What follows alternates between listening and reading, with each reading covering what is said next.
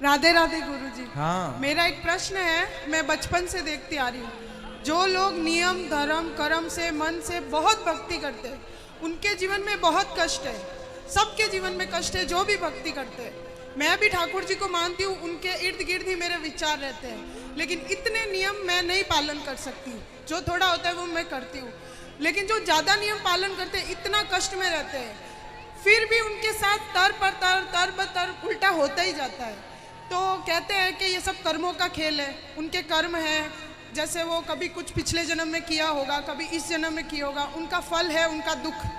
लेकिन मेरे को ये समझ नहीं आता कि जब कर्म करके फल लेना है, कर्म करके फल लेना है, तो वो भक्ति का उसमें क्या योगदान है, वही मेरे को।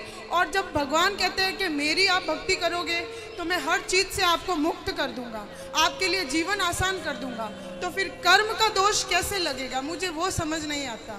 वाह, सुंदर प्रश्न है, इसलिए ताली बजाओ। सब बैठो आप लोग। अच्छे प्रश्न पूछने चाहिए ऐसे जैसे इन्होंने पूछा। सब बैठो, पहले अगल बगल की बहनें सब बिठाओ। सुनो, इन्होंने पूछा है कि जब कर्म का ही फल भोगना है तो फिर भक्ति करने की क्या जरूरत है। सिंपल ये है। क्यों? सही है। अर्जुन भक्त थे कि नहीं? माइक ले लो, आगे पीछे की मैया बैठ जाओ। अर्जुन भक्त थे कि नहीं? थे ना।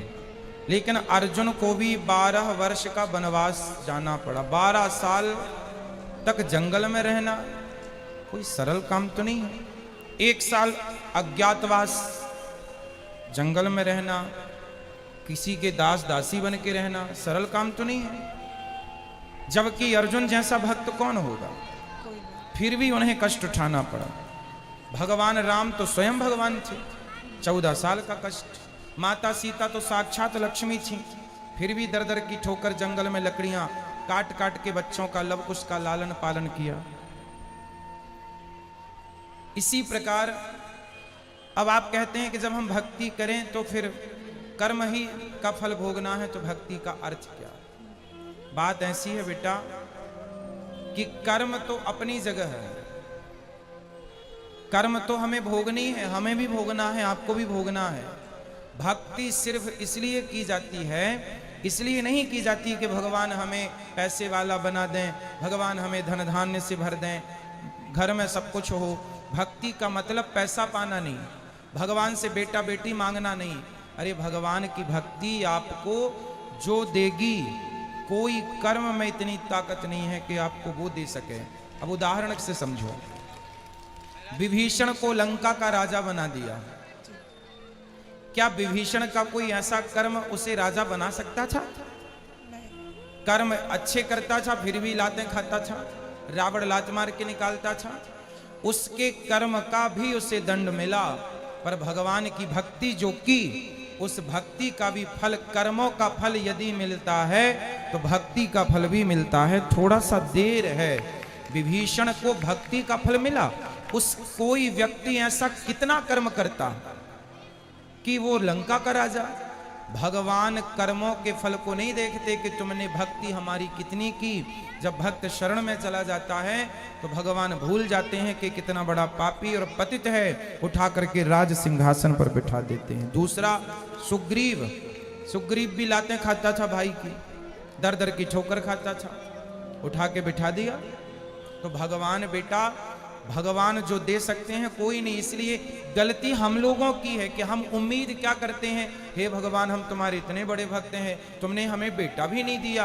हे भगवान हम तुम्हारे इतने बड़े भक्त हैं, रहने को घर भी नहीं दिया। हे भगवान तुम्हारे हम इतने बड़े भक्त हैं, हमारा पति नहीं सुनता, बेटा नहीं सुनता। भगवान की भक्ति का मतलब ये नहीं कि तुम्हारा बेटा सुने, तुम्हारी बेटी सुने, तुम्हारा घर बन जाए। जो भाग्य, सुदामा ने सारी जिंदगी गरीबी देखी है, क्या सुदामा से बड़े भक्त आप और हम हैं? क्या हो सकते हैं? नहीं। लेकिन सुदामा से ज्यादा हमारी शिकायतें हैं। सुदामा की तो एक भी नहीं थी, सारी जिंदगी भीख मांगकर गुजारा किया, सारी जिंदगी भगवान की भक्ति की, और मांगने नहीं गए, 4 मुट्ठी चावल अपनी हैसियत के अनुसार देने गए। जब सारी जिंदगी उन्होंने भक्ति की और फिर भी गरीबी में रहकर शिकायत नहीं की, तब भगवान ने देखा कि भक्त पक्का है। 50 रुपए का घड़ा जो खरीदती हो ना मेरी बहन, उस घड़े को भी कुम्हार हफ्ते भर पकाता है भट्टे में, महीनों तक पकता है वो, कम से कम 10 दिन की आग तो देता होगा, तब जाके वो काले से लाल होता है, माटी पक जाती है तो लाल हो गया। अरे घड़े को भी पकने के लिए आग में उसे डालना पड़ता है। तो भगवान जब अपने भक्त को पकाएंगे तो थोड़ा तो दुखों की आग में तपाएंगे कि देखें कितना कच्चा कितना पक्का। इसलिए हर हाल में गोविंद का स्मरण करो और ये मत कहो कि हमें भगवान से कुछ चाहिए। लोग कहते हैं कि भगवान के भक्तों को दुख मिलता है। अरे जो भगवान का सच्चा भक्त हो जाएगा उसे पता ही नहीं चलेगा कि दुख क्या चीज है, उसे तो सुख ही मिलेगा। गोपियों को भगवान की याद में रोने में भी सुख था, कैसे कहें हम कि ये दुख था। इसलिए जो हो गया उनका वो दुख तो है ही नहीं। दुख तो वो लोग दुखी हैं जो कोठी बंगलों में रहकर भी जो ईश्वर को भूला पड़ा है वो सब दुखी हैं, और जो ईश्वर की शरण में है याद कर रहे हैं सब सुखी हैं। अब उस सुख को आप दुख मान रहे हैं वो अलग विषय है। इच्छाएं ज्यादा है ना बेटा आपके अंदर, इसलिए वो इच्छाएं आपको दुखी बनाती रहती। इच्छाएं छोड़ के एक बार शरण में चले जाओ, वो कभी ना पाया होगा आपने जो शरण में जाकर के प्राप्त हो जाएगा। एक बार सच्चे होकर जाना। गुरुजी एक प्रश्न और है, जैसे मैं आसपास देखती हूँ, मेरे आसपास जीवन में भी देखती हूँ, जो भक्त है चलो उनका मैं समझ गई कि वो दुख है क्यों है, भक्ति का क्या महत्व है, लेकिन जो भक्त को दुख दे रहा है, जो उसको गाली दे रहा है, उसको उस चीज़ का एहसास भी नहीं होता। मुझे नहीं समझ आता वो क्या सोचता है, वो ऐसा क्यों करता है, और उसका पूरा जीवन अच्छे से चल रहा होता है और वो भक्त रो रहा होता है, और उसका पूरा जीवन अच्छे से चलेगा। अगर उसको सजा मिलेगी तो वो भी मरने से कुछ दिन पहले, तो उसका जीवन तो मजे से गया और भक्त का पूरा जीवन रोने में या कष्ट में तकलीफ में गया। तो फिर उसका भक्ति न करना या करना, उसमें क्या उसमें अंतर हो गया। फिर वो तो दुख दे के मजे कर रहा है, अंत में 4 दिन भुगत लिया और फिर चल लिया। वो बेचारा भक्त पूरा टाइम रोता रहता है, गाली जो खाता भक्त होता है ना बेटा, आप किसी भक्त को जाकर पत्थर मारिए, आप किसी भक्त को जाकर के लाठी और जूते से मारिए, तो मारने वाले की तरफ भक्त जब देखता है ना तो वो ईश्वर से प्रार्थना करने लगता है, हे भगवान इसने मुझे जूते मारे हैं, हे भगवान इसने मुझे पत्थर और लाठियां मारी हैं, हे भगवान इसे क्षमा कर देना। क्योंकि भगवान बड़े गुस्से में आ जाते हैं जब कोई भक्त को मारता है। पर वो भक्त, आज की कथा सुने आपने, द्रौपदी के 5 बेटों को मार डाला था अश्वत्थामा ने, और भगवान ने पूछा कि बता क्या करूं इसके साथ।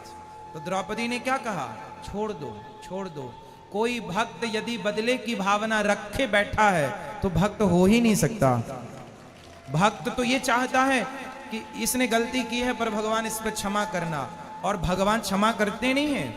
विभीषण को लात मारा रावण ने, मारा लात मारा भगवान ने, भगवान को भक्त को भगवान ने कहा रावण तुमने मेरी छाती में लात मारे होते ना मैं तुम्हें माफ कर देता, तुमने भक्त को मारा है इसलिए माफ नहीं सर्वनाश करूंगा, कर दिया।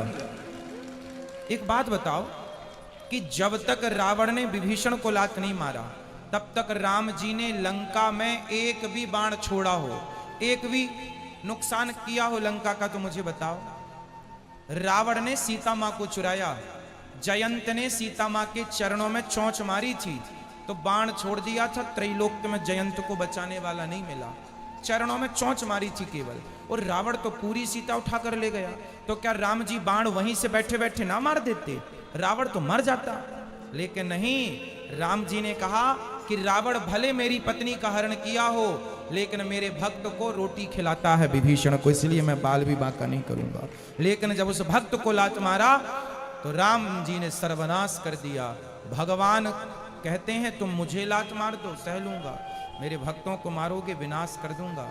इसलिए मेरी बहन आप जो कह रही हैं कि भक्तों का अपमान करके लोग मजे से रहते हैं, नहीं, उनको जब मिलेगा ना दंड, भगवान थोड़ा सा देर, God mills grind slow but sure, ईश्वर थोड़ा धीरे चक्की चलाते हैं, पिसता है उनके घर आटा धीरे पर पिसता जरूर है। हिसाब तो पाई पाई का रखते हैं ना भगवान, जब देंगे ना तो खूब नानी याद आएगी। और आप ये मत सोचो जैसे मैंने, आप भक्त हो और मैंने आज आपको अपमानित किया, आपको मारा मैंने, तो आप तो भक्त हैं, आप तो मेरे से कोई ना कुछ ना कहेंगे और मैं तो मौत से रह रहा हूं, लेकिन मेरे जीवन के आखिरी तक और जो अगला जन्म होगा वो सारे जन्म में इस जन्म का ये दंड भोगना पड़ेगा। कोई अंधा है, कोई लंगड़ा है, कोई बहरा है, क्यों है? कर्मों के। किसी जन्म का तो हिसाब चुक रहा है ये। क्यों लोग घिसट घिसट के चल रहे हैं? क्यों चप्पल पांव में ना पहन के हाथ में पहनना पड़ रहा है? ये आज का ही कर्म दंड थोड़ी है, ये किसी ना किसी जन्म का कर्म दंड ही तो भोग रहा है। तो ईश्वर के घर देर है, अंधेर एक में। प्रश्न और लास्ट, जैसे भगवान कर्म की सजा देते हैं, उसको सजा मिल रही है, वो पूरा जीवन सजा ले रहा है, लेकिन उसको ये ज्ञात ही नहीं है कि उसको सजा क्यों मिल रही है और वो गाली दे रहा है, तो उस सजा का क्या फायदा? ज्ञान नहीं हो सकता बेटा, ये तुम्हारे और हमारे हाथ में नहीं है, यही तो ईश्वर के हाथ में है। मिलेगा बस, ये श्योर है, ये कन्फर्म है, बट ये नहीं कन्फर्म है कि आपको किस दंड पाप का। भीष्म पितामह को बाणों की सैया मिली। भीष्म पितामह ने कहा कि मैंने तो कोई पाप नहीं किया, मैंने तो कोई अपराध नहीं किया, मैं तो अपने 20 जन्म पुराना मैं जानता हूं। भगवान ने कहा 20 जन्म तक तो जानते हो, 20 जन्म के पहले 21वां जन्म देख लेते तो मिल जाता। एक सांप को कांटों के ढेर में फेंक दिया था 21 जन्म पहले, उसका दंड आज मिल रहा है भीष्म पितामह को। तो हमारी और आपकी सोच, हमारी और आपकी बुद्धि से ईश्वर का न्याय परे है। महाराज जी, जैसे मेरे जीवन में है, मेरे साथ कुछ बुरा होगा, कुछ समय के लिए बुरा लगेगा, लेकिन मैं सोचूंगी कि शायद ये मेरे कुछ कर्मों की सजा है, फिर मैं माफ़ी भी मांगूंगी, तो क्या मुझे वो माफ़ी मिलेगी उस भाव के साथ, उस फील के साथ? यदि हमने कोई अपराध किया हो और हम सिर्फ भगवान की शरण में चले जाएं, तो भगवान कहते हैं सन्मुख हों ही जीव मोहि जबहि जन्म को